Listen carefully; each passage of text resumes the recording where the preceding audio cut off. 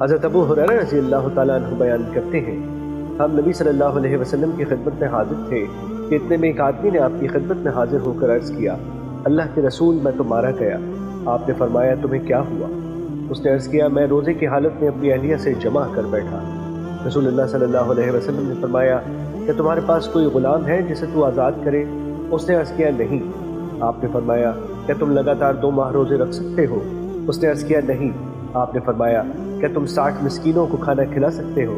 اس نے عرض کیا نہیں۔ آپ نے فرمایا بیٹھ جاؤ۔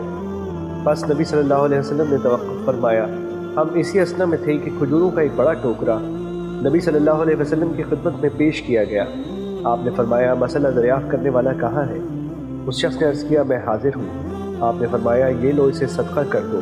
اس آدمی نے عرض کیا اللہ کے رسول کیا میں اپنے سے زیادہ محتاج شخص پر صدقہ کروں؟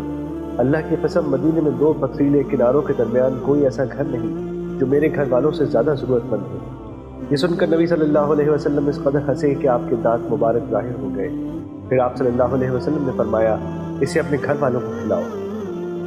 مشکوٰۃ المصابیح حدیث نمبر 2004۔